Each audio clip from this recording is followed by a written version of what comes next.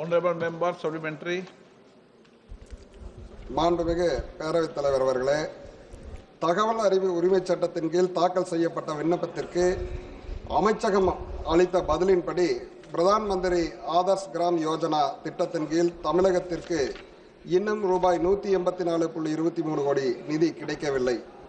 கூடுதலாக 2020-21 ஆண்டில் இந்த திட்டத்தின் கீழ் மாநிலத்திற்கு எந்த நிதியும் கிடைக்கவில்லை. இதன் அடிப்படையில் தமிழ்நாட்டுக்கு தனக்கு ஒதுக்கப்பட்ட முழு தொகையும் பெறவில்லை என்பது ஒன்றிய அரசுக்கு தெரியுமா?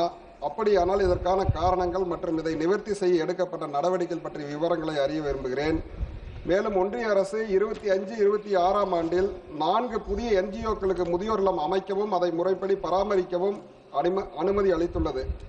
இந்த ஆண்டு இதற்காக எவ்வளவு தொகை ஒன்றிய அரசு அளித்துள்ளது? அந்த 4 NGOக்களின் பெயர் என்ன?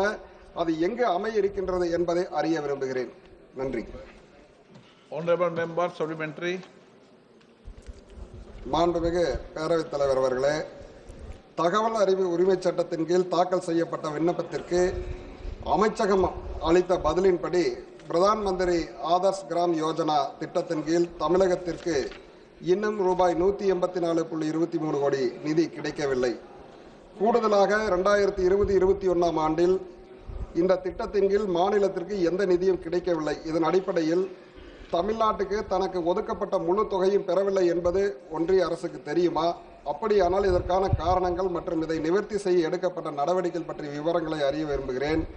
மேலும் ஒன்றிய அரசு 25-26 ஆண்டில் 4 புதிய NGOக்களுக்கு முதியோர் இல்லம் அமைக்கவும் அதை முறைப்படி பராமரிக்கவும் அனுமதி அளித்துள்ளது. இந்த ஆண்டு இதற்காக எவ்வளவு தொகை ஒன்றிய அரசு அளித்துள்ளது? அந்த 4 NGOக்களின் பெயர் என்ன? அது எங்கு அமைய இருக்கின்றது என்பதை அறிய விரும்புகிறேன். நன்றி.